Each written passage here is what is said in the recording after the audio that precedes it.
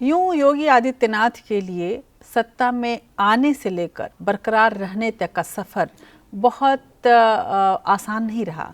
फूलों का सफ़र ये नहीं रहा। उनके मुख्यमंत्री बनने की कहानी शुरू ही विवाद से हुई थी, विरोध से हुई थी, और ये कहा जाने लगा कि योगी आदित्यनाथ बीजेपी की मजबूरी हो गए थे, वरना उन्हें मुख्यमंत्री तक नहीं बनाया जाता।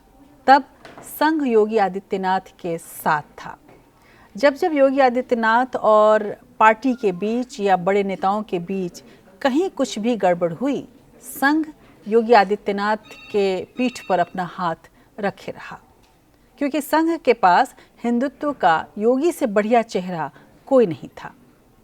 लेकिन केंद्रीय नेतृत्व के मतभेदों की स्थिति में भी जब संघ ने मध्यस्थता की तो सभी को लग गया कि योगी संघ के प्यारे हैं। पर हाल फिलहाल में जिस तरह की घटनाएं बढ़ी, जिस तरह से अमित शाह ने और प्रधानमंत्री मोदी ने उत्तर प्रदेश में ज़बरदस्त दिलचस्पी ली, तब संघ भी सख्ते में आ गया। संघ के पास एक विडंबना ये है कि न तो वो मोदी को छोड़ सकता है, न ही योगी को। लेकिन आज के खेल में मोदी और शाह की जोड़ी ज़बरदस्त तरीके से अविजित जोड़ी मानी जाती रही है। ऐसे में संघ न चाहते हुए भी योगी के पीछे अपना मजबूत हाथ नहीं दिखा सकता, और इसलिए ऐसा लगने लगा है कि योगी को संघ ने एक तरह से आला कमान के दया पर ही छोड़ दिया है। और शायद यही वजह रही कि योगी को पहले डराया गया, ये कहा गया, ये खबर उड़ाई गई कि उन्हें अयोध्या की सीट ही दी जाएगी। योगी को दिल्ली में रहना पड़ा और इंतज़ार करना पड़ा। अंत में निराश होकर वो गोरखपुर पहुँचे, तब उन्हें ये गोरखपुर की सीट दी गई। यानी कि योगी भले ही मुख्यमंत्री के चेहरे के रूप में आला कमान के द्वारा दिखाए जा रहे हों, लेकिन इस बार योगी की कमान, आला कमान अपने हाथ में रखना चाह रहा है, और संघ इस पूरे मामले से अपने को अलग करके अपने हिंदुत्व वाले सबसे खूबसूरत चेहरे को किस तरह से बचाए, इसके संशय में पड़ा हुआ है।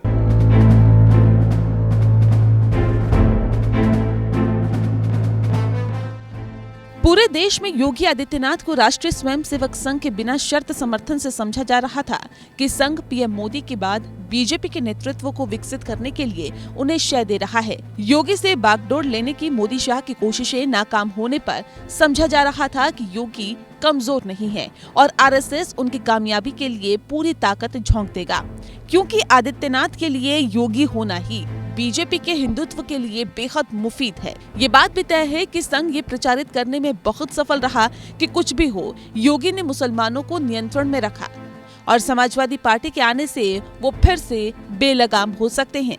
संघ की राजनीति मुस्लिम विरोध पर ही आधारित है। ऐसे में योगी लगातार हिंदुत्व के लिए मुखर होते चले गए। पश्चिमी यूपी के हालिया दौरे में भी उन्होंने दंगों को काबू करने के लिए अपनी पीठ थपथपाई।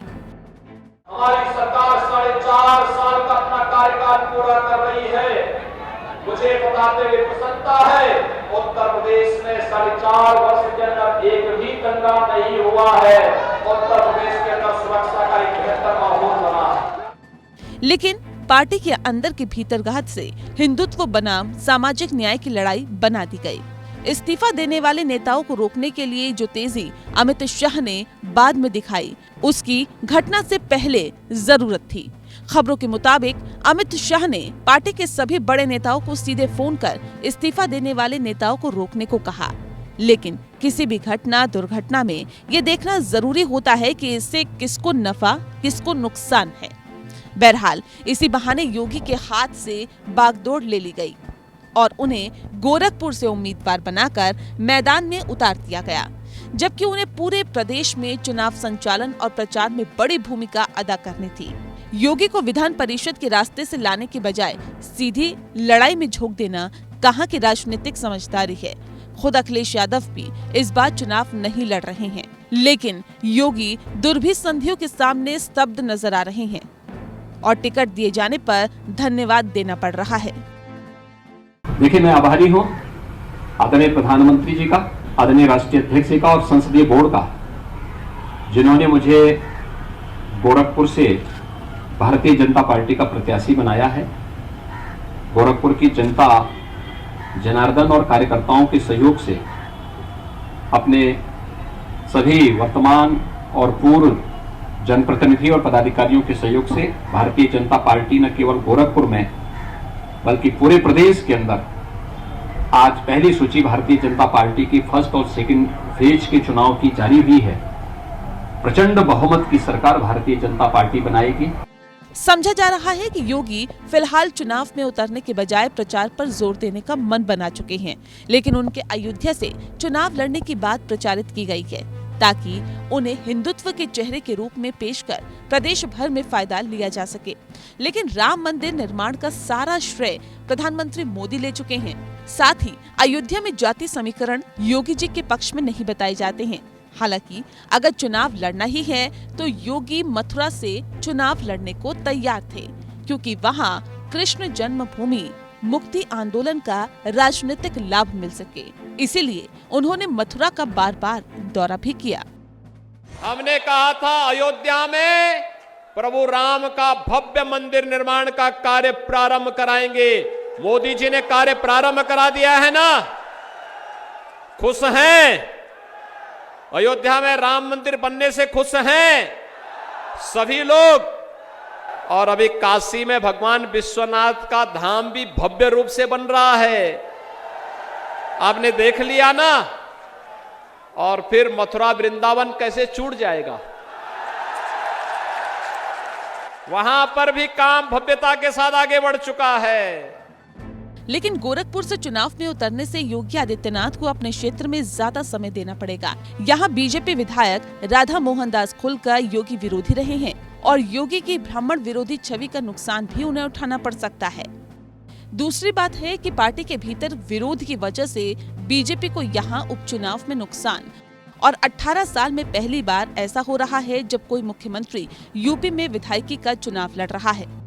हालांकि योगी के पास उनकी अपनी हिंदू युवा वाहिनी की पूरी फौज है, लेकिन सवाल ये है कि अगर वो जीत भी जाते हैं तो क्या वे मुख्यमंत्री पद का चेहरा होंगे?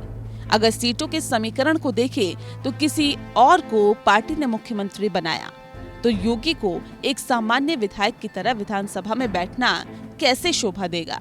सवाल ये उठता है कि क्या आरएसएस के लिए योगी का इस्तेमाल पूरा हो गया, या फिर क्या संघ ने मोदी शाह के सामने यूपी में हथियार डाल दिए हैं?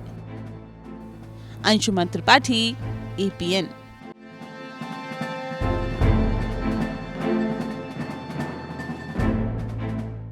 भारतीय जनता पार्टी की कार्यशैली और आरएसएस के बीच मतभेद हमेशा उभरते रहे हैं। हालांकि संघ अपने प्रचारकों को ही बीजेपी में भेजता रहा है, लेकिन अटल बिहारी वाजपेयी संघ के दखल को बहुत बर्दाश्त करने को तैयार नहीं होते थे।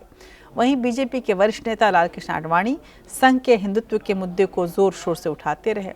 यहाँ तक कि खबरों की माने तो आडवाणी ने गुजरात दंगों के बाद नरेंद्र मोदी को हटाने के मामले में अटल जी के सामने वीटो तक कर दिया था। आडवाणी की परंपरा में संघ ने मोदी को पीएम के चेहरे का चुनाव किया और अब योगी आदित्यनाथ को हिंदुत्व का अगला चेहरा माना जाता है। योगी आदित्यनाथ के पीछे संघ का हाथ है, ये माना जाता है। अब ऐसे में एक बार फिर से संघ और बीजेपी के बीच तालमेल को लेकर सवाल उठाए जा रहे हैं। ये भी लग रहा है कि वो मोदी जो संघ के चहेते रहे थे और वो योगी जो संघ के चहेते हो गए हैं, इन दोनों के बीच में क्या सब कुछ संतुलित है? इसको लेकर तरह तरह के कयास लगते रहे।